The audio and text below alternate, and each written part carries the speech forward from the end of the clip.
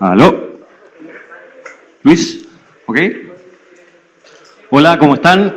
Bienvenidos a la clase ejecutiva de la Universidad Católica, y en particular al seminario El futuro de la estrategia, que dictará el profesor Antonio Kovacevic. Saludamos también a las personas que nos ven por streaming. Ahí lo estoy saludando. ¿Cuántas personas hay que nos ven por streaming, Luis? 80. Gran asistencia por streaming. Les mandamos un cordial saludo. Bueno, mi nombre es Felipe Cepeda, yo soy el director comercial de la clase ejecutiva. Previo a la presentación de Antonio, me tomaré unos minutos para comentarle qué es lo que hacemos en la clase ejecutiva. ¿Quiénes somos nosotros? Somos un programa de perfeccionamiento profesional con más de 20 años de experiencia en educación a distancia, siempre innovando con las últimas tecnologías de aprendizaje. Cuando partimos, en 1998, partimos a través de una alianza con el diario El Mercurio, en el cual los alumnos tenían que leer las clases que salían publicadas en el diario y después contestar telefónicamente. Ahora hemos ido incorporando las últimas tecnologías hasta tener nuestros programas de educación 100% online. ¿Cuáles son nuestros pilares? En primera instancia, calidad institucional y excelencia académica, una moderna e innovadora plataforma, acompañamiento constante a los alumnos, metodología y contenidos actualizados y flexibilidad y cobertura. Sobre calidad institucional y excelencia académica, todos nuestros profesores cuentan con formación académica de alta calidad. El 93% de nuestros profesores cuenta con posgrados en las más prestigiosas universidades del mundo. Aquí salen algunos mencionados. Nicolás Magluf, quien además es el director de clase ejecutiva, que dicta cursos de experiencia del cliente y ética. Ricardo Reinieri, que dicta cursos de economía. Hernández Olmiñac, Rodrigo Jordán y Antonio Kovacevic, entre otros. Sobre nuestra metodología de estudio, nuestros diplomados están compuestos de 5 cursos, donde ninguno de esos cursos es prerequisito, por lo cual los alumnos pueden ingresar en 5 instancias durante el año. Nuestro próximo inicio es el 27 de marzo. Nuestros programas de diplomado tienen una duración de 10 meses y están compuestos de 150 horas directas de estudio. Sobre nuestra moderna e innovadora plataforma, la primera es Moodle LMS, que es donde los alumnos interactúan con los recursos de aprendizaje. Adobe Connect, que es la plataforma con la cual los alumnos asisten a distancia a las clases sincrónicas, como hoy están las personas que nos están viendo por streaming. Y Proctorio, que es nuestro último desarrollo, que es el cual los alumnos rinden exámenes en forma online y nosotros los grabamos y nos cercioramos de que no copien. Este último desarrollo ha permitido que nuestros programas sean 100% online y actualmente más del 10% de nuestros alumnos sean de Latinoamérica, no de Chile, obviamente. Sobre flexibilidad y cobertura, todos estos desarrollos permiten que nuestros diplomados sean 100% online, pudiendo estudiar cuando quieran y donde quieran.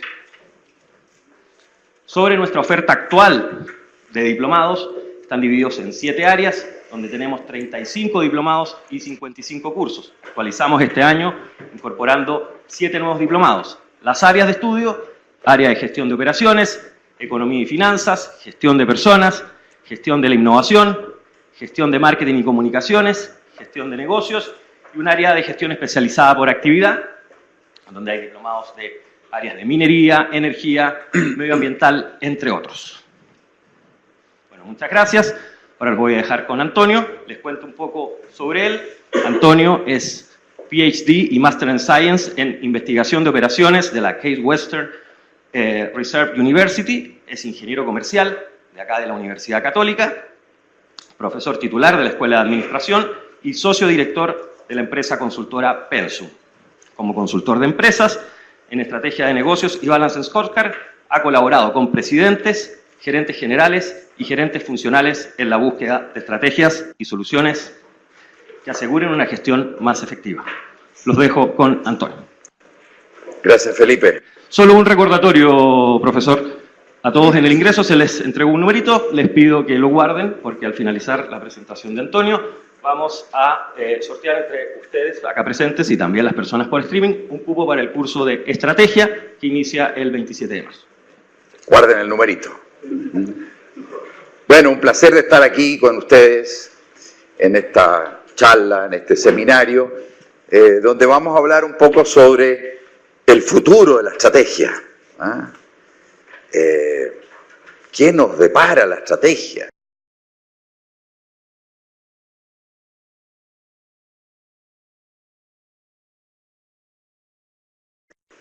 ¿Para dónde va esta cosa en un mundo tan convulsionado como el actual?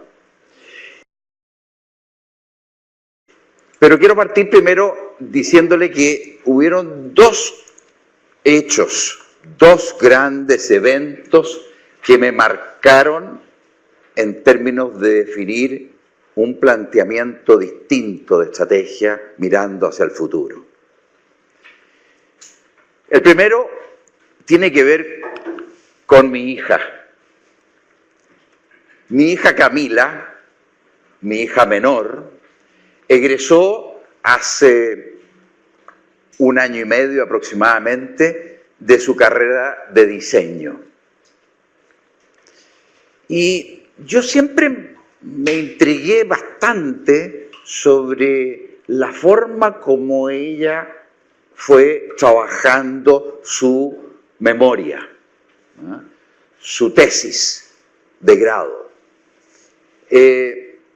Y de repente me dice, papá, me gustaría que tú me revisaras la memoria antes de presentarla a la comisión. Cosa que me sentí bastante halagado, que me pidiera a mí, a su papá, que le revisara la tesis de grado. Bueno, me puse a leer entonces con mucho cuidado para hacerle todas las recomendaciones del caso y les tengo que confesar que aprendí un montón. No solo aprendí de lo que ella estaba haciendo, sino que empecé a ver las cosas de una manera distinta. Empecé a ver las cosas como lo ven las diseñadoras, los diseñadores. La carrera de diseño, que yo, la verdad, es que conocía muy poco sobre ella, tiene una amplitud, tiene una manera de pensar, tiene un enfoque muy distinto al enfoque como ingenieril que solemos tener nosotros. Y es más, los ingenieros comerciales o civiles o lo que sea, ¿no es cierto?, solemos mirar en forma como medio despectivo esto del diseño. Como que miramos en menos estas carreras que son como distintas, por llamarlo de una manera. Y sin embargo, yo descubrí que hay una riqueza enorme en este mundo del diseño. Quisiera mostrarles aquí un poquito lo que ella hizo en esta tesis, para, en el fondo, contarles de dónde viene un poquito el cambio que yo he tenido en el enfoque de hacer estrategia.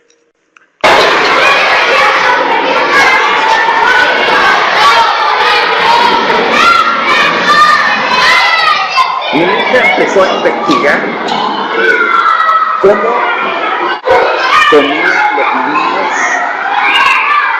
en los distintos liceos del país.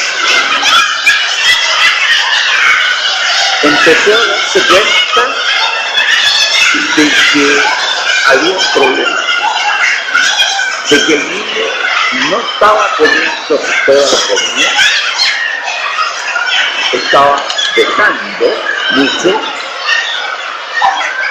y que lo poco que comía lo comía muy rápido con tal de salir al recreo.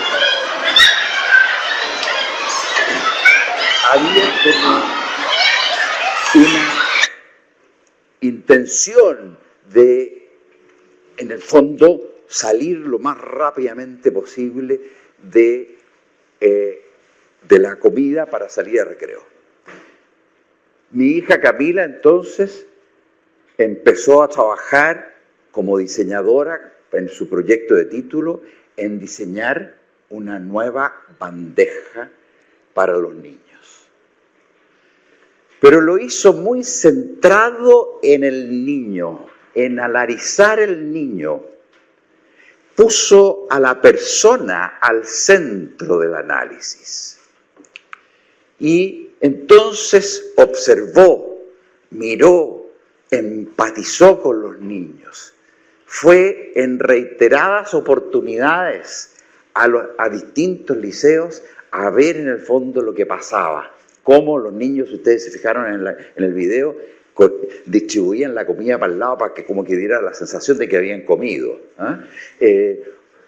O cómo se comían lo que les gustaba y lo otro no. A lo mejor se comían justamente lo que no era nutritivo.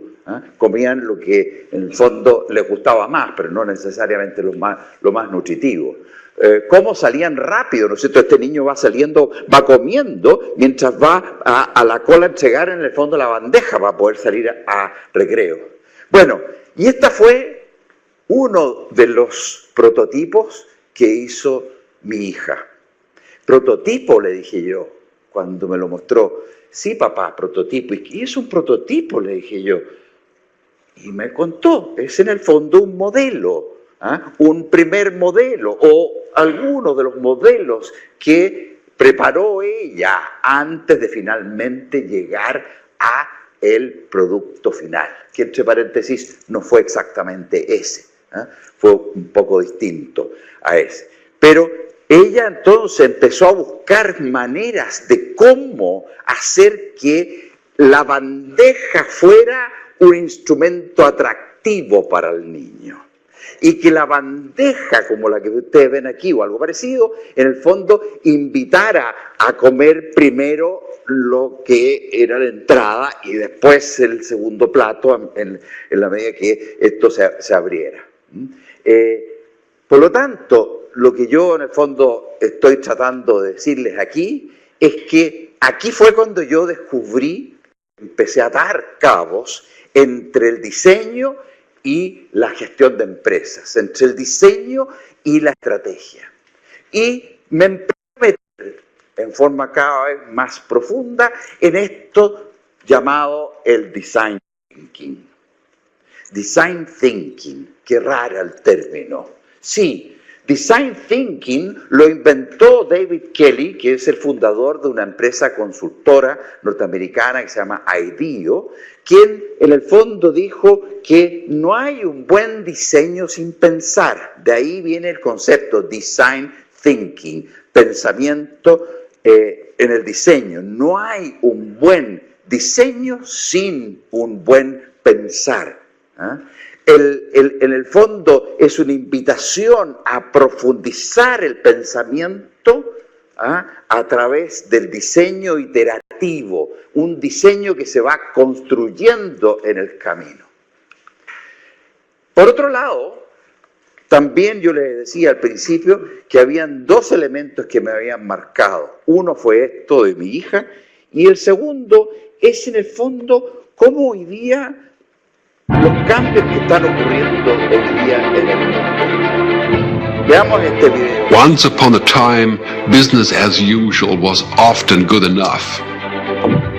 No more.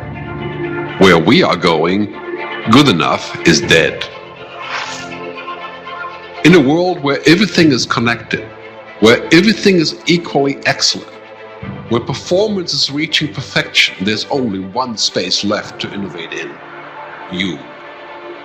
Right now, you are a central point in the raging tornado of change fueled by digitization, mobilization, augmentation, disintermediation, automation. Well, the list goes on. Science fiction is becoming science fact. Think about self-driving cars or computers that can learn and think. The way we work will never be the same. The skills we need will be dramatically different. Winning or losing are now happening faster than ever before. So what's your response? How will you discover new opportunities in one of the most transformational times in human history? Are you driving change, or are you being driven by it? Disruption has become the new normal. With change, it's always gradually, then suddenly, well, things really have stopped happening gradually. This change is exponential. Everything that used to be dumb and disconnected is now wired and intelligent. Cars, cities, ports, farms, even our bodies will be wired with sensors and will talk to each other. These game changers are also combinatorial. They amplify each other, creating a perfect storm of change. Quantum computing fuels big data. The Internet of Things fuels artificial intelligence and deep learning, which fuels robotics. However, anything that cannot be digitized or automated will become extremely valuable. Human-only traits such as creativity, imagination, intuition, emotion, and ethics will be even more important in the future, because machines are very good at simulating, but not at being. Yes, robots and software will do some of our work, but this will allow us to focus on things that cannot be automated. To imagine change squared, you've got to start engaging more with what might be, not just with what is. Immerse yourself in the immediate future, 5 to 7 years out from today. We need to go beyond technology and data to reach human insights and wisdom. Technology represents the how of change, but humans represent the why. The future is about holistic business model. The opportunity is to be liquid, to learn just in time, not just in case, not single improvements, but complete transformations, not individual systems, but new ecosystems. Humanity is where true and lasting value is created. We will engage, relate, and buy things because of the experiences they provide, because of their transformative power. The future doesn't just happen, the future gets happened. The new way to work is to embrace technology, but not to become it. The future is in technology, yet the bigger future lies in transcending it. Let's live and lead from here.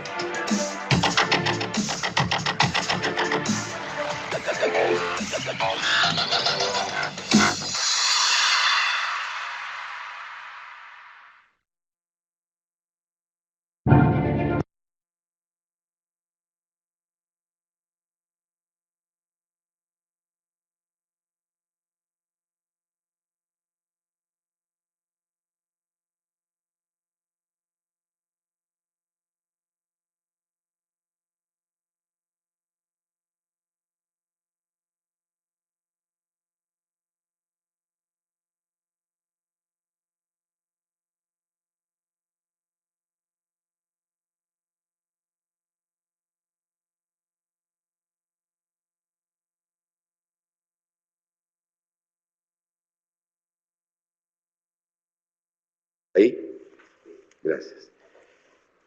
En un mundo donde la tecnología está cambiando la forma como nosotros trabajamos, como nosotros actuamos, como nosotros funcionamos en las empresas, hizo entonces que sencillamente llegara yo a la conclusión de lo siguiente. En primer lugar, hacer estrategia hoy día es más importante que nunca, a pesar de que uno pueda pensar de que dado el ritmo del cambio, a lo mejor la estrategia no es necesaria, porque en el fondo evoluciona tanto Es tan rápido el cambio de que a lo mejor alguien podría pensar de que en una de esas simplemente yo actúo a medida que avancen las cosas y no haciendo una estrategia que a lo mejor me pueda cambiar rápidamente. Muy por el contrario, la estrategia está pasando a ser un elemento indispensable, porque de otra manera yo no tengo cómo controlar el cambio. Si yo soy parte, si yo en el fondo hago estrategia, yo soy capaz de alguna manera de proyectar el futuro y de ser parte de ese futuro. Si yo no hago estrategia, el futuro se come lo que yo voy a ir haciendo y se va, simplemente voy a ir avanzando al ritmo de que vaya el mundo. El segundo tema, ¿no es cierto?, es que llegué a la conclusión de que hacer estrategia hoy día es definitivamente muchísimo más difícil que hacer estrategia en la época anterior. Hoy lo que ocurre, ¿no es cierto?, es que el ciclo de vida de las estrategias se ha cortado enormemente, ¿ya? Y ya en el fondo, incluso cuando decimos vamos a hacer una estrategia para los próximos 3 años, ya esos 3 años pareciera que fueran incluso mucho. Por lo tanto, hay hoy día una velocidad de cambio mucho mayor y por lo tanto me llega a concluir de que tenemos que cambiar la forma como hacemos estrategia. El entorno hoy cambia en forma no lineal y nosotros pareciera que estábamos haciendo estrategia en forma lineal. Así solemos hacer estrategia, o solíamos hacer. No sé, algunos a lo mejor ya lo cambiaron. ¿Cómo? Hacíamos un análisis del entorno, hacíamos un diagnóstico interno y luego en base a eso definíamos una misión del negocio, luego definíamos una visión, hacíamos un plan estratégico a partir de estos antecedentes, luego hacíamos una programación, una carta Gantt, con todas las iniciativas, con la agenda estratégica y luego implementábamos esa estrategia. ¿Y qué problema tiene eso? Parece como que, parece lógico, ¿no? Parece una secuencia bastante razonable. Un momento, a mí ya no me parece tan lógica esa secuencia. ¿Por qué? Porque es una secuencia lineal, como ustedes pueden apreciar. Es una secuencia que va en una sola dirección, siendo que hoy día nosotros requerimos quizás un mayor nivel de recursividad, un mayor nivel de dinamismo y de iteratividad detrás, que no está aquí. Tenemos entonces varios problemas en esa mirada en la lámina anterior. Primero que todo es que se ve ahí una confusión respecto de lo que es estrategia exactamente. Si ustedes se fijan en esta lámina, saltamos de la misión y de la visión al plan estratégico y no hay aquí, en esa figura al menos, un cuadrito donde nos detengamos a pensar cuál es la estrategia, cómo vamos a competir, dónde vamos a competir y cómo. No está explícitamente eso. Y es peor aún, pareciera que la estrategia fuera la misión o la visión, o pareciera que la estrategia fuera el plan estratégico, siendo que la estrategia no es ninguna de esas dos cosas. Cuidado con eso. Se tienden a confundir muy fácilmente estrategia con misión y visión, estrategia con plan estratégico. No es lo mismo. Estrategia es definir dónde vamos a jugar para ganar. Eso no está en forma explícita ni en la misión, ni en la visión, ni en el plan. La misión me define el propósito que yo tengo. La visión me define el sueño que yo tengo. El plan me dice en el fondo cómo paso del lugar que yo estoy hoy día al lugar futuro. Es un plan de acción. es un plan mucho más concreto. ¿Dónde está la estrategia en este cuadro? No está en forma explícita, y yo creo que hoy día nosotros necesitamos ser muy explícitos acerca de dónde vamos a jugar y cómo lo vamos a hacer para ganar. Esa es, en esencia, la definición de la estrategia.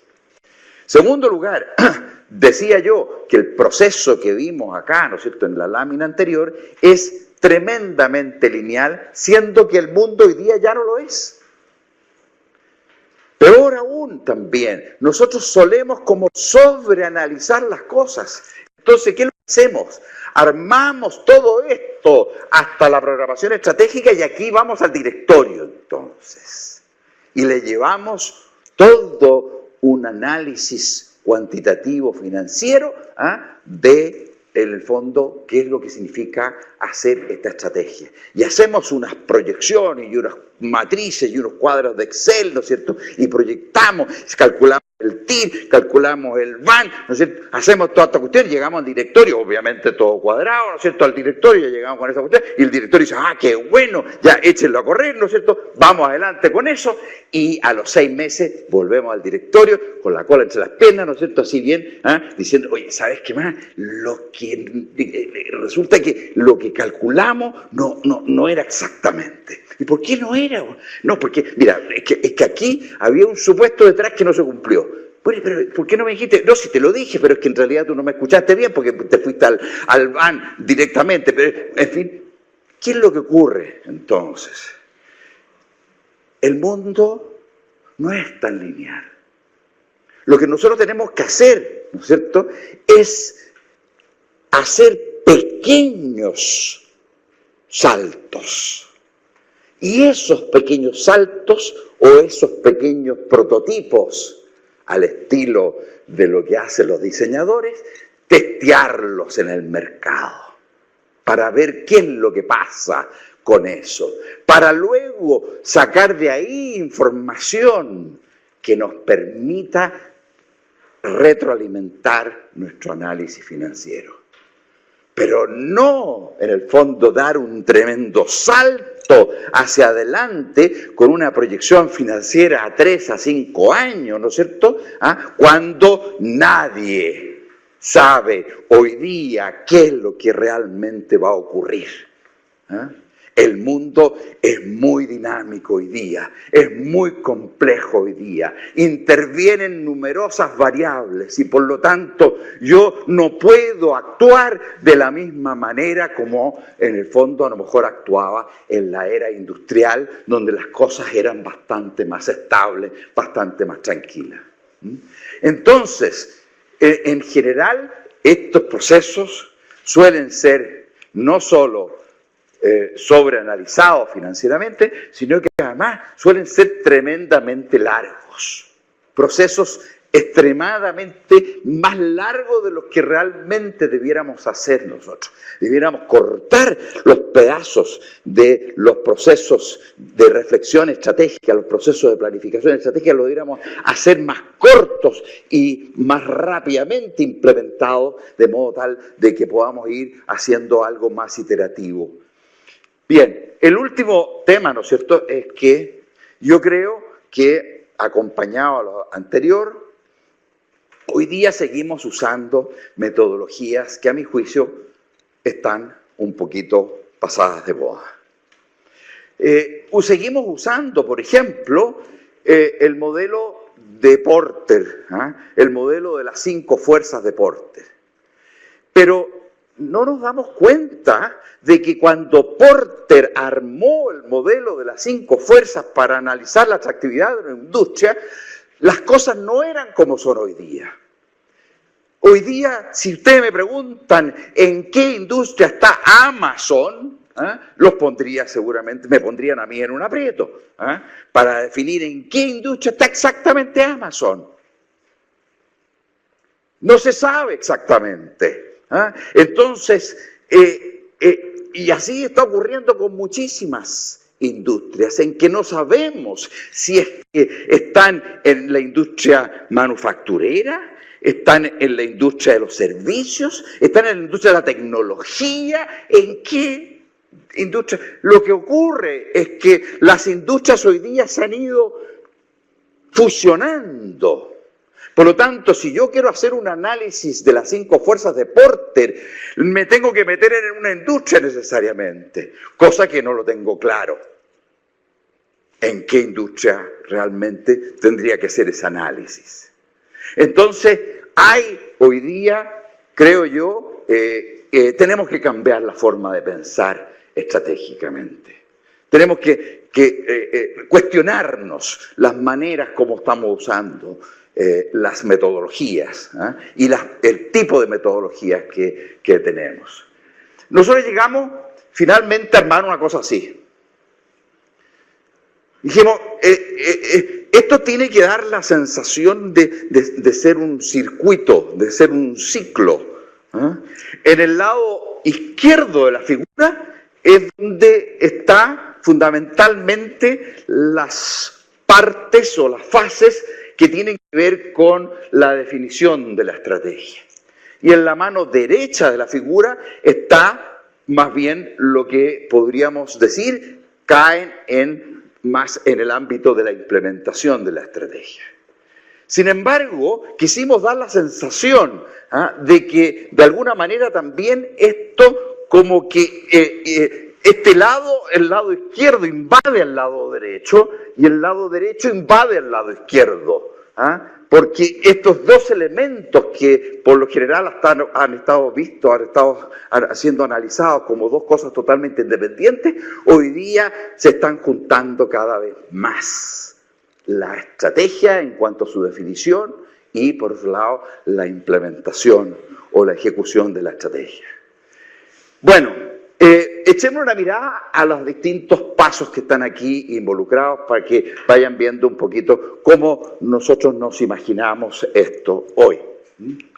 En primer lugar, la primera etapa que aparece aquí en la figura es la etapa que le llamamos inspiración. Necesitamos, en el fondo, tener un contexto. Y el contexto, a nuestro juicio, tiene que estar dado principalmente por dos aspectos. Uno, que hagamos un buen análisis de las tendencias del futuro lejano, pero realmente un buen análisis de las tendencias futuras. De repente solemos hacer análisis muy superficiales respecto de lo que nosotros creemos que es el futuro. O no lo hacemos simplemente. Y el otro gran elemento que tiene que formar parte, que tiene que inspirarnos fuertemente, es el cliente. Y aquí nuevamente vuelvo entonces a retomar esto que viene del diseño. El diseño, los diseñadores colocan al centro al cliente, hacen las cosas, ¿no es cierto?, girando alrededor del cliente, empatizan enormemente con el cliente, se ponen en los zapatos del cliente. Entonces, la primera etapa es una etapa fundamentalmente inspiradora que me empapa a mí del contexto y de lo que yo creo que puedo esperar hacia adelante. La segunda etapa la llamé aspiración ganadora. Es que definamos cuál es eso que yo quisiera lograr en el futuro. ¿A qué aspiro? ¿A qué aspiro ganar? Porque tenemos que entender, ¿no es cierto?, que la estrategia apunta a tratar de ganar, a tratar de generar valor, a tratar de alguna manera de ser distintos. Apunta a que yo haga otras cosas que no hace el resto. Apunta a que yo me destaque por sobre el resto. Hacia allá apunta la estrategia. Y por lo tanto, entonces, esta etapa, luego de haber analizado, después de haber tenido esta inspiración, ¿no es cierto?, apunta a que nosotros definamos muy claramente cuál es el propósito fundamental de nuestra empresa. No el propósito superficial, sino que el de fondo. Segundo, que definamos cuál es el futuro que deseamos. Y tercero, que definamos las grandes prioridades estratégicas o los pilares estratégicos, como yo también les suelo llamar. Los grandes pilares estratégicos sobre los cuales yo voy a sostener este cambio que quiero introducir en la empresa. Aquí, en esta etapa, en general, hay 5 preguntas claves que tendríamos que contestar. La primera es ¿cuál es nuestra aspiración ganadora? La segunda, ¿dónde vamos a jugar? ¿En qué mercado nos vamos a jugar? ¿A qué segmento de clientes nos vamos a focalizar? La tercera pregunta es ¿cómo ganaremos en esos mercados escogidos? La cuarta es ¿qué habilidades tenemos que tener entonces para poder ganar? Y la quinta es ¿qué sistemas de gestión tendríamos que instalar para que la estrategia finalmente se pueda desarrollar? Bien, la tercera etapa de este circuito, de este continuum, como lo hemos llamado, tiene que ver con las opciones estratégicas.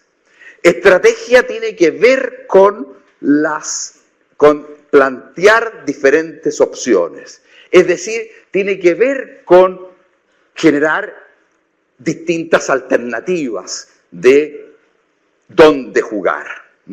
Y por lo tanto, aquí es donde yo saqué también muchos elementos de Design Thinking y dije, las personas que hacen diseño se dedican un buen tiempo a explorar, a buscar ideas, a levantar ideas, a generar un pensamiento divergente, a abrirse a distintas opciones, a pensar disruptivamente para generar entonces nuevas reglas del mercado, a ideas sobre dónde podríamos competir para ganar. Antes de tomar una decisión definitiva, tenemos que buscar estas opciones estratégicas y echar a volar nuestra imaginación para ir, en el fondo, abriéndonos, divergiendo en el pensamiento. La cuarta etapa la hemos llamado prototipado rápido y testeo. Otra vez, sacando elementos que provienen del diseño. Prototipar. Mi hija no lanzó el producto final, la bandeja final, hasta después de varios prototipos que lo fue testeando a su vez con el cliente. Nunca nunca se atrevió, ¿no es cierto?, a lanzarse con la idea de buenas a primeras sin antes haber prototipado, haber modelado. Como David Kelley le dice, ¿no es cierto?, prototipar es pensar con las manos. Es hacer la idea, transformarla en algo que se vea, es dibujar, armar. Es a lo mejor hacer una cosa así como esta que está acá, o hacer un storytelling. Si eventualmente uno no pudiera, porque a veces los servicios son más difíciles de prototipar que un producto. El producto es mucho más fácil, pero a veces los servicios son más difíciles. Entonces, a lo mejor un storytelling, que es en el fondo una historia. Es eso, es contar la historia de cómo nosotros vemos que se va a materializar esa idea. ¿Cómo sería esa idea materializada? La que levantamos aquí como opciones. La etapa 5 es la etapa donde empezamos a cerrar, empezamos a converger. Y esa convergencia finalmente se traduce en definir una agenda de cambio, definir un portafolio de proyectos de cambio. La estrategia se manifiesta finalmente en proyectos de cambio que yo voy a introducir. Proyectos que tienen que ver muchas veces con el crecimiento de la organización, de para dónde va a crecer la organización, como también proyectos que tienen que ver cómo yo voy a hacer que la organización actúe de forma mucho más productiva de lo que ha venido haciendo.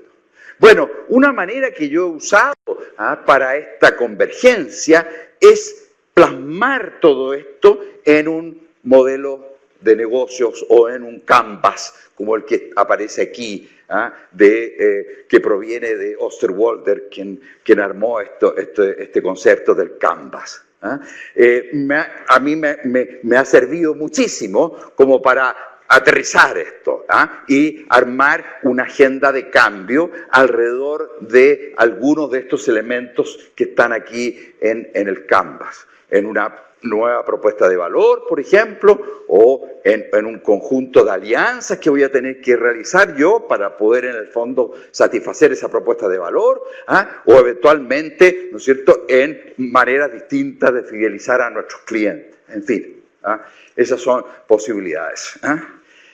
La sexta etapa de esta metodología la he llamado gestión por compromisos, porque para implementar una estrategia no basta con enunciar la agenda de cambio, sino que también tenemos que ir hacia una mayor concreción y un mayor nivel de compromiso de la gente con esa agenda de cambio.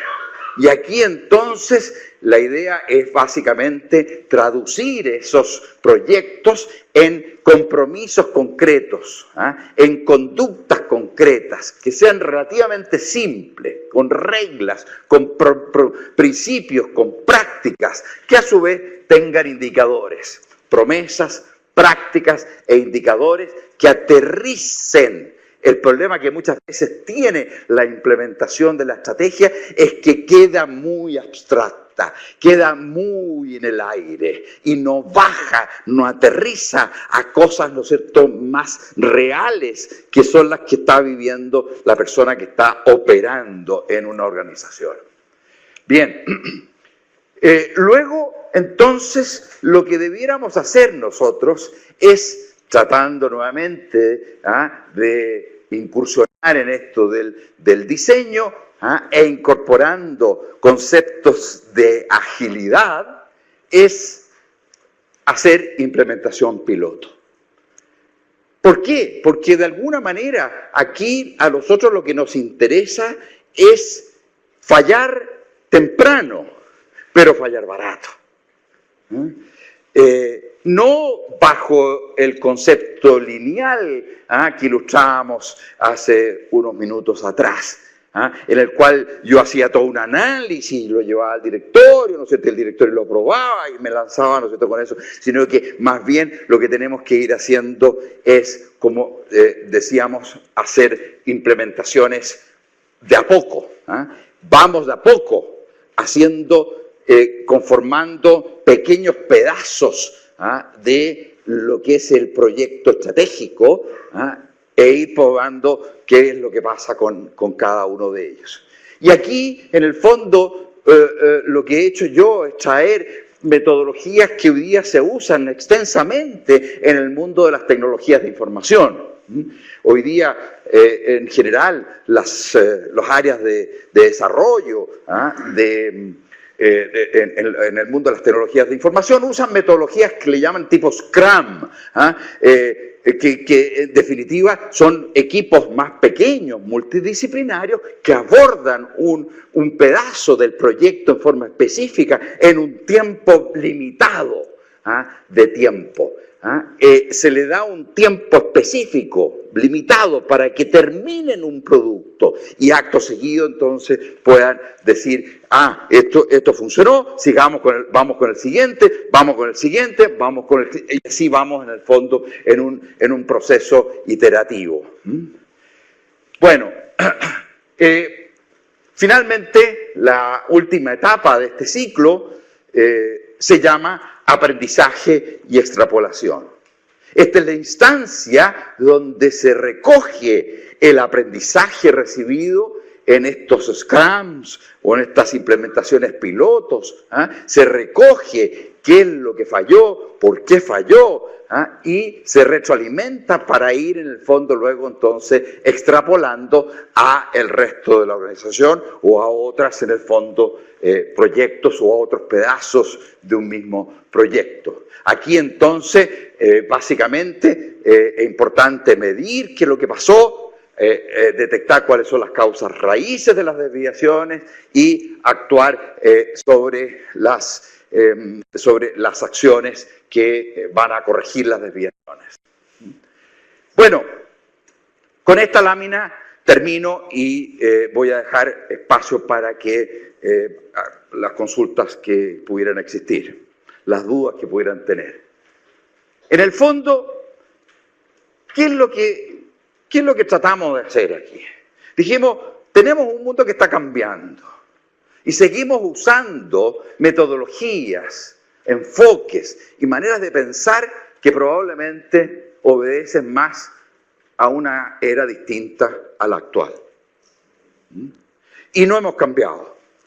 Seguimos quizás un poquito como obcecados con ese tipo de metodología, ese tipo de herramientas. Entonces dijimos, hagamos algo más dinámico, hagamos algo más recursivo, hagamos algo más iterativo. Acerquemos el proceso de definición estratégica al proceso de implementación estratégica. Y que quizás retroalimente rápidamente el proceso de definición estratégica. Y no un proceso absolutamente lineal que a lo mejor cuando yo termine ese proceso y lo empiece a implementar, recién ahí a lo mejor me di cuenta que ya había pasado quizás mucho bajo el puente, mucha agua bajo el puente, y a lo mejor en ese minuto ya puede ser tarde retroceder. Entonces, metámosle agilidad, metámosle pensamiento disruptivo, metámosle design thinking, metámosle recursividad, metámosle velocidad, flexibilidad a esto, en vez de hacer un proceso tan rígido, tan estructurado y tan lineal. Eso era lo que yo tenía. Señor, usted tenía una pregunta. Sí, le agradecería que use el micrófono, por favor, porque ahí está, ahí va para atrás. Para que escuchen las personas que están escuchando vía streaming.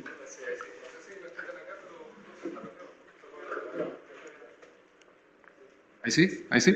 Ahora sí, gracias. Primero que todo, gracias por la presentación, por la generosidad de compartir esto y por la lucidez también de integrar distintos modelos, como decías, que son bien nuevos en lo que habitualmente se entiende como una mirada estratégica. Así que gracias por eso. Dos preguntas, son súper rápidas. Uno, aplicando la misma lógica de velocidad, ¿han aplicado esta lógica al mismo modelo? ¿Sí? O sea, dicho sea de paso, ¿lo han puesto a prueba? Sí. ¿Han prototipeado? ¿Cómo les ha ido? Y a propósito de lo mismo, después, es una pregunta más bien antigua, pero ¿cuánto se demora en implementar un modelo de este tipo? Con la lógica con la que habitualmente nos movemos los chilenos, que es un poquito más tradicional y más lento. Sí. La pregunta, frente a la primera, sí, lo hemos aplicado efectivamente en varias instancias, varias organizaciones, tanto privadas como públicas.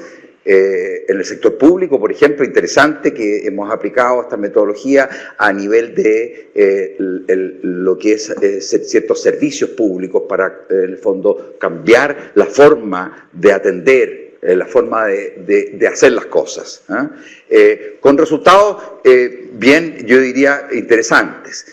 Hay que reconocer quizás que hay un tema cultural detrás, en el sentido de que aquí estamos introduciendo una nueva forma de hacer las cosas, una nueva forma de pensar, y a veces eso es difícil porque va como en contra de lo tradicional, en contra de quizás el estilo educativo que recibimos en la universidad, cualquiera sea lo que hayamos estudiado, pero ese modelo educativo por lo general tiende a ser más bien de corte tradicional. Y respecto de la segunda pregunta, que era... con el tiempo de implementación. El tiempo, sí. A ver, los tiempos son del orden de 5 meses hasta, en el fondo, generar probablemente el primer output al mercado. Y de ahí, entonces, el proceso se empieza a retroalimentar y empieza a crecer. ¿Okay? No, acá. Sí, cómo no. Gracias. El futuro es totalmente impredecible, y más aún en un futuro el cambio al acelerarse o reacelerarse, y dado nuestra capacidad de enfrentar, que es limitada, tenemos una tasa de cambio limitada y una tasa de cambio del medio casi ilimitada, se va a hacer más difícil predecir este futuro. Toda estrategia va a ir cimentada en 2 o 3 variables, matrices básicas, que justamente o pueden cambiar bruscamente ese futuro o pueden estar equivocadas también, lo cual hace pensar que posibilidad tendría a futuro no tener estrategia, sino que ir reaccionando sobre la base de los cambios, como le está pasando algo parecido a Facebook ahora que... Sí. Claro, a ver, qué bueno que me plantea esa pregunta, porque me permite quizás volver un poco a reforzar esta idea de por qué creo yo que hacer estrategia es hoy más importante que nunca, quizás. Porque quizás el pensamiento podría, dado lo que está ocurriendo en el mundo, dada la velocidad de cambio, uno podría pensar, ¿para qué hago estrategia?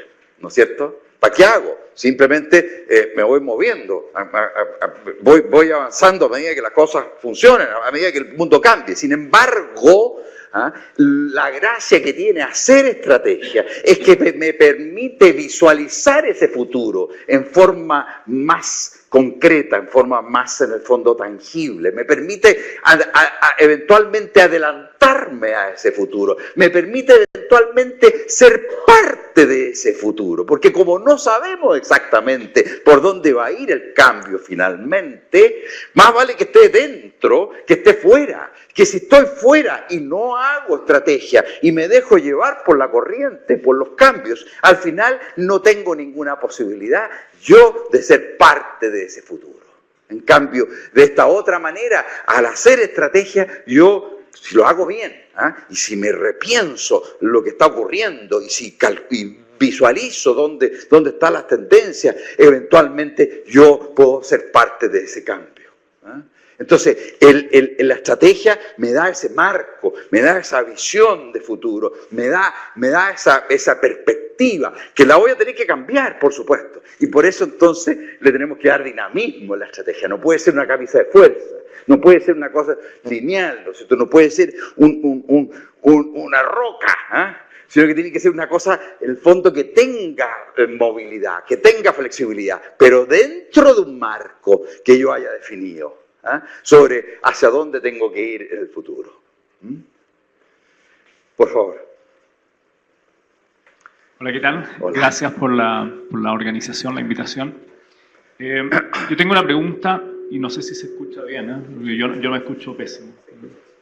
Que tiene que ver con cuando uno va en bicicleta en un cerro, en el campo, y uno se empieza a enfocar la vista en la zanja, se cae en la zanja. Entonces, de lo que nos comentó en la presentación, hay un foco como en la falla, en el residuo, en lo incremental, en lo marginal. Yo estoy pensando que en algún minuto todos teníamos la idea de autos voladores y, como dijo alguien por ahí, obtuvimos 140 caracteres. Entonces, este foco, esta mirada que tenemos a veces en la falla, en lo incremental, en lo marginal, ¿no será que vamos a obtener eso y tal vez perdemos el foco en lo grande, en el éxito? ¿Cómo lidiamos en eso para no caer en la zanja? Para mí, la respuesta está en la estrategia. Porque la estrategia no es la zanja, a mi juicio. La estrategia te mira la cosa un poquito más ampliamente.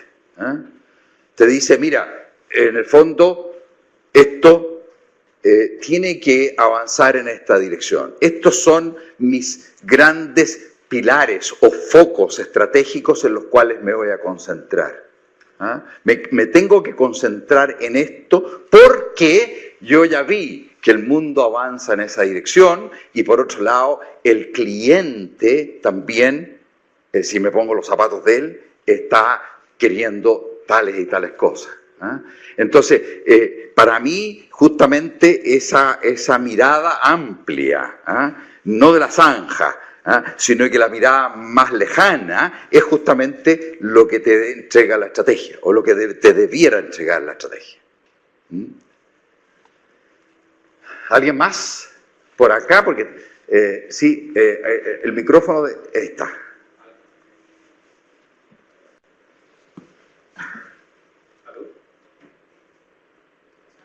Ahí sí. Gracias. Muchas gracias. Un comentario.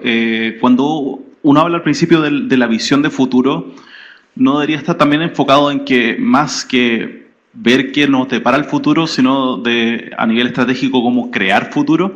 En el sentido de que uno es responsable de las circunstancias que se van a dar y uno puede crear un futuro y ser pionero en algo, siendo una startup o siendo Google, pero hay una parte de la estrategia que uno debería decir, yo estoy más bien creando un futuro que siendo víctima de ese futuro. Sí, muy buen punto. Y efectivamente esa es la razón, nuevamente, ¿no es cierto?, por la cual yo creo firmemente en la importancia de hacer estrategia. Porque al hacer estrategia yo tengo la posibilidad de crear ese futuro. Entonces, lo que sí es que, sin lugar a duda, yo también tengo que entender cuál es la situación que estoy viviendo hoy día y qué me voy a enfrentar hacia adelante. Tratando de hacer proyecciones, análisis de tendencias, de para dónde va a ir la cosa. Por ejemplo, déjenme poner un tema. Ustedes me imagino que habrán escuchado hablar, ¿no es cierto?, que hoy día nosotros estamos viviendo la cuarta revolución industrial. Por si acaso, digamos, esto salió en el diario ayer, no. No. La cuarta revolución industrial, y yo me pregunté en algún minuto, ¿qué es esto de la cuarta revolución industrial? Yo hasta recién tenía la tercera aquí en mi espalda, digamos. Bueno, la primera revolución industrial fue la máquina de vapor. Ustedes a lo mejor habrán leído, algunos recordarán. En fin, la máquina de vapor fue una tremenda revolución que cambió la forma de hacer las cosas, la forma de trabajar, cambió los empleos, los roles, etc. La segunda revolución industrial fue el semiconductor, el chip. Cuando aparece el chip, que hubo un cambio pero brutal en la sociedad. Estos son cambios de la sociedad, no son cambios solamente en la economía. La tercera revolución industrial fue, en definitiva, perdón, me salté una. La segunda revolución industrial fue la electricidad.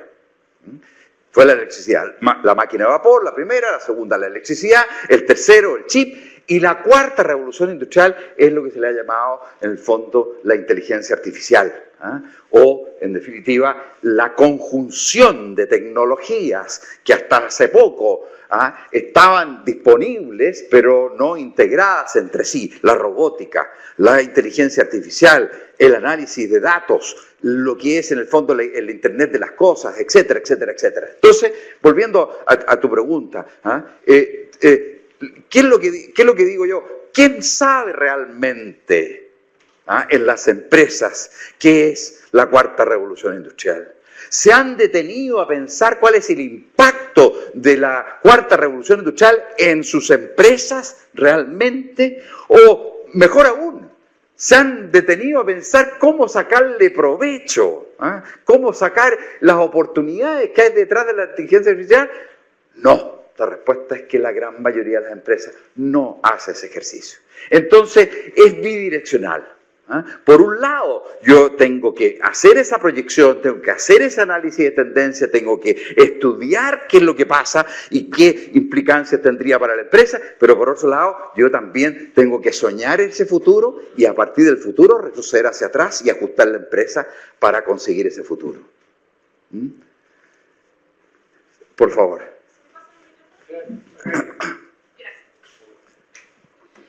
Complementando un poco esto de la cuarta revolución industrial, el concepto de economía circular se suma a este concepto y los invito a todos a investigar lo que es la economía circular. Nosotros actualmente estamos en un sistema lineal donde sacamos recursos, procesamos, botamos y desechamos, sin pensar en nada más.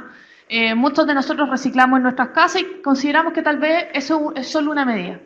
La economía circular apunta, como dice el nombre, a cambiar este sistema lineal y apuntar a un sistema circular donde el foco es el rediseño. Y de hecho, si nosotros llegamos al reciclaje, es un problema ya de diseño. ¿Por qué? Porque la basura es un problema de diseño. La idea acá es tener un foco, sumar toda la tecnología, todo lo que usted habló durante esta charla, pero con un foco en temas de sustentabilidad y con un foco también en temas de impacto social. Cuando nosotros logramos integrar estos conceptos y tenerlos de forma transversal en nuestras empresas, ya sea desde un pequeño startup hasta una gran corporación, vamos a generar cambios mucho más potentes. Si nosotros nos basamos en la naturaleza, el concepto de ecosistemas, los ecosistemas más ricos, las tierras más ricas, son las que son diversas. Cuando nuestros equipos, porque yo creo que acá muchos de ustedes dicen, ya, me encantó la charla, ¿y cómo implemento esto? ¿Cómo hago la bajada a 2 horas más en mi oficina? Empiecen a utilizar equipos multidisciplinarios, pero con un foco diferente. No sigan contratando la misma gente. En mi caso personal, yo soy psicóloga de formación clínica, porque gracias a que mi papá quebró, yo me tuve que meter en el mundo comercial. Terminé siendo gerente de empresas de tecnología. Ahora estoy vinculada haciendo proyectos de economía circular. Tengo hasta un programa de radio con emprendedores. Y gracias a esa riqueza, actualmente estoy metida en un mundo en el cual ya no te preguntan qué estudiaste, sino cómo seguimos aportando. Entonces yo creo que también la clave es un poco eso, a entregar una puerta abierta a equipos que sean mucho más ricos, gente que venga de diferentes áreas, que hayan estudiado cosas muy diferentes, porque ahí está la riqueza en sus empresas, en ese capital de trabajo, en esas personas que son diferentes. No tenemos la tendencia a unificar y lamentablemente para llegar a esto tenemos que colaborar, el trabajo colaborativo es la base. Eso. Súper. Muchas gracias. No sé si hay alguna otra duda.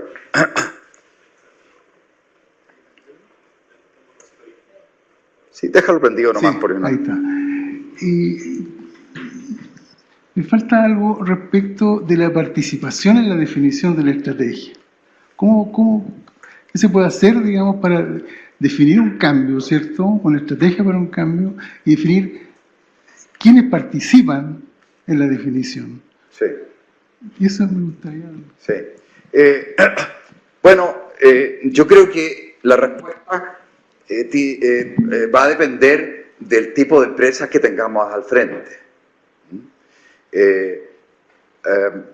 Hay algunas empresas, ¿no es cierto?, en que son empresas familiares, controladas muy fuertemente por sus dueños, y por lo tanto me parece lógico que sean ellos los que definan esa estrategia, dónde competir para ganar, sin perjuicio de que una vez definido eso, tengamos todo un proceso de inclusión, de incorporación, de el cómo nosotros vamos a hacer eso una realidad.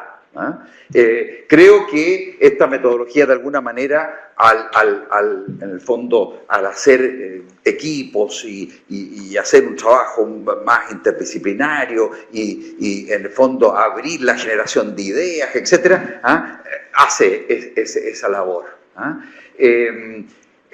Yo por lo tanto creo que en ese tipo de empresas es un poquito top down, pero rápidamente bottom-up, rápidamente después invertir ese proceso. Pero parece lógico que sean ellos los que hagan esa definición de dónde competir para ganar. En empresas ahora un poquito más abiertas o en organizaciones incluso del sector público, a lo mejor en ese caso se puede hacer un proceso mucho más participativo desde un principio. Y tiene sentido. Por ejemplo, yo he trabajado mucho con hacer planes estratégicos con universidades. En las universidades no hay otra manera de hacerlo, más que participativo desde el principio, desde muy al principio. Si no, la cosa no te funciona. Porque ahí son los profesores, ¿no es cierto?, los que de alguna manera son, entre comillas, dueños de la universidad. No hay un dueño así, ¿no es cierto?, claramente identificado. Entonces, mi respuesta es que creo que eso varía un poquito de cuál es la empresa. Sin perjuicio de ello, por supuesto que yo creo que las instancias participativas en la construcción de la estrategia, más al principio o menos al principio, pero igual, ¿no es cierto?, es un elemento, un requisito importante de tenerlo presente en el proceso completo. Dale. Es importante no caer en metodologías que son excluyentes. Por ejemplo, lo hablaba de la metodología inicial, porque para hacer la inspiración necesitamos tener un diagnóstico interno, necesitamos conocer el entorno. Por otra parte, cuando habla de la etapa 4 sobre los prototipos y después habla de la implementación piloto, en el fondo son muy similares. En el fondo, en el caso de los prototipos podría ser que uno evalúa alternativas de proyectos y selecciona una alternativa, por ejemplo. Otro aspecto que me gustaría comentar es el tema de que hay que tener cuidado ahora con lo que son las metodologías secuenciales. Ahora hay que ir a metodologías que sean continuas, pero que sean iterativas, de manera de poder retroalimentarse y volver atrás. Por lo tanto, mucho también se habla ahora en la teoría de que estas metodologías muchas veces no hay que verlas como metodología, como etapas, sino como procesos. Porque justamente hay una crítica a todas estas metodologías de cascada que se llaman. Y se buscan metodologías que sean más predictivas, que miran hacia el futuro. Y por otra parte, si uno hace una estrategia, o muy bien pensada que sea, y no tiene retroalimentación, se puede encontrar en un callejón sin salida. Por ejemplo, veamos el caso de una empresa, digamos una decisión habitual.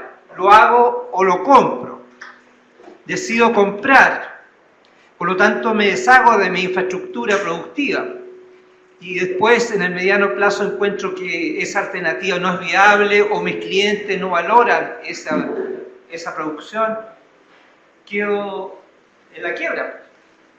Sí, me pasa algo con comentarios que me da la sensación de que ya eso lo tengo aquí, pero puede ser que en el fondo no esté entendiendo bien tu comentario, pero esa es la sensación que me bajó, que a medida que ibas comentando cosas, yo decía, pero si eso está, a ver, lo siguiente, pero también está, lo otro también está, entonces, no sé si hay algo de lo que tú planteaste que realmente no consideres que esté aquí explícitamente mencionado o implícitamente, a lo mejor puede no haber sido mencionado explícitamente. Lo que pasa es que la mayoría de los seminarios te enseñan metodología como una etapa a seguir y no como procesos. Porque muchas veces, usted mismo lo decía en el caso de distintas empresas, que no siempre se tiene que seguir todas las etapas en forma mecánica, que hay que adecuarla a cada empresa, a cada situación. Claro. Y por lo tanto, esta metodología hay que verla más como procesos, como pensamiento creativo, que decía usted, que como etapa así secuencial. Sí, a ver, yo creo que creo que enganché ahora.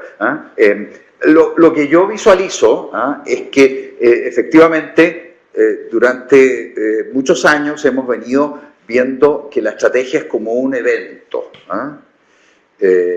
y además separado muy fuertemente de la implementación. Unos piensan, otros ejecutan. Unos diseñan, otros operan, etc. Sin embargo, yo creo que eso tiene que romperse. Y efectivamente esto tiene que mirarse como un proceso continuo, más que como un evento.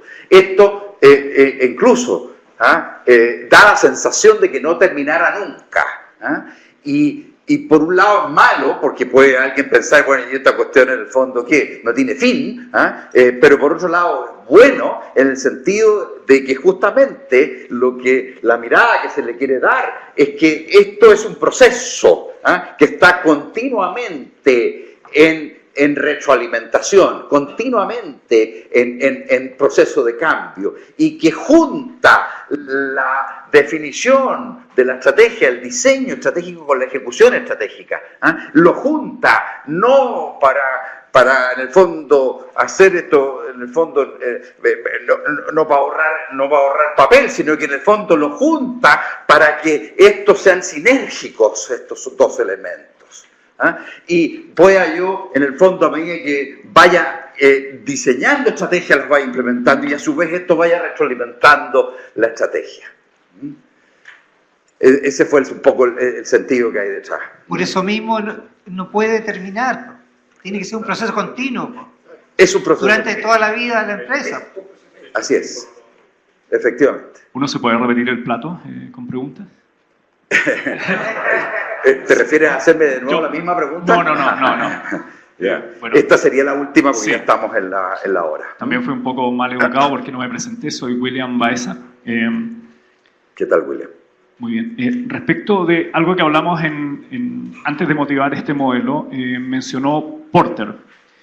Y Porter, dentro de su planteamiento, consideraba a las personas como intercambiables, es decir, no están las personas en esos modelos.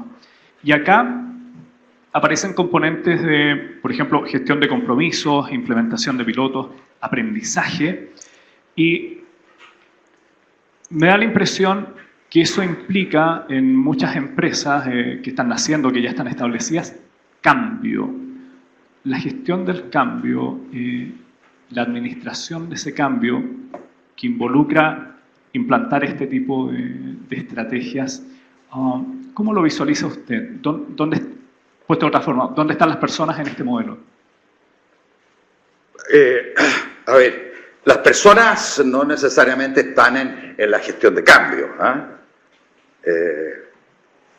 por de pronto, porque pareciera uno que, como que dijera, que no hay gestión de cambio explícitamente, no hay entonces personas. No, las personas son parte de este proceso, parte implícita de este proceso, o sea, están adentro del proceso.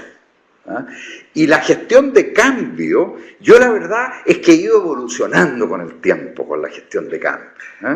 Me he ido desilusionando un poquito de los esquemas más tradicionales de la gestión de cambio. Como que la gestión de cambio fuera toda una cuestión que hay que armar un proyecto de gestión de cambio y como que, no sé, una cantidad de horas de capacitación. Yo creo que el cambio en el fondo tiene que dosificarse en pequeñas capsulitas y te la tenés que tragar de a poquito con agüita.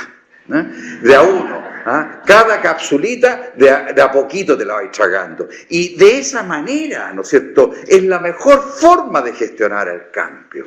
Porque tú, en el fondo, claro, cuando tú armas un tremendo proyecto que vaya a ser no sé qué cuestión, y no lo dosificas, y no lo encapsulas, en definitiva se transforma esto en una cuestión inmanejable que a lo mejor requiere que tú llames a un especialista en gestión de cambio y me digas, oye, ven a arreglarme este pastelito que tengo, ¿no es cierto? Y viene el gallo, ¿no es cierto? Y hace no sé cuántas horas de capacitación y todo.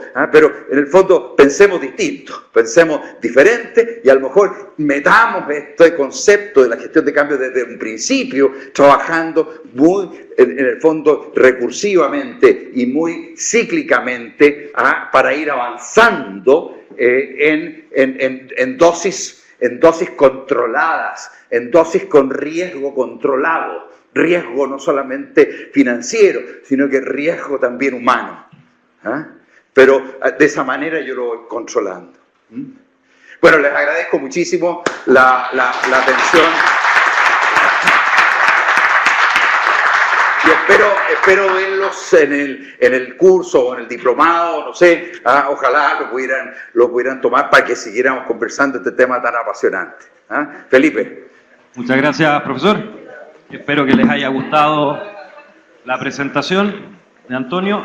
Y como les comenté al inicio, vamos a sortear 2 becas, tanto para ustedes que están acá presentes como las personas que están por streaming.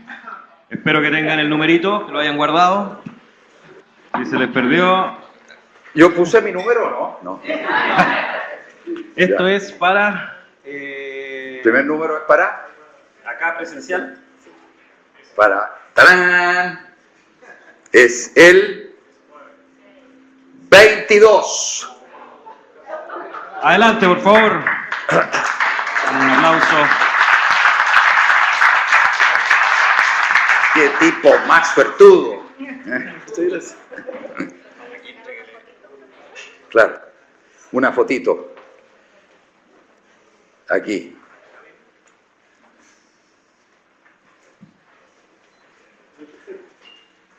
¿Estamos? Felicitaciones. ¿Ya? Y ahora... ¿De nuevo yo? Sí, de nuevo. ¿Ya? Para la persona de streaming. ¿Qué hago con esto? Tenemos el número y le vamos a leer el nombre. 39. 39, don Braulio Olmos. Le damos un aplauso, por favor, a Braulio, que ganó también una beca. Muchas gracias, profesor. A ustedes les agradecemos su presencia en el seminario. Muchas gracias. Muy bien.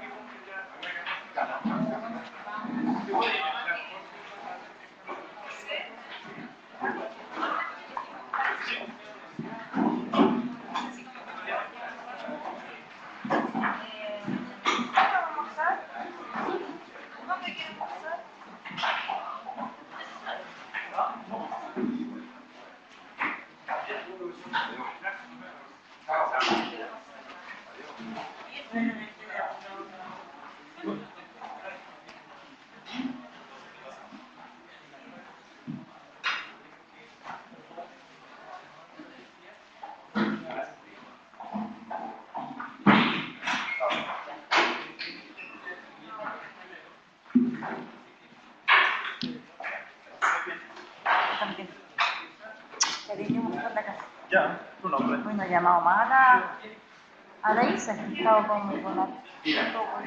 La verdad,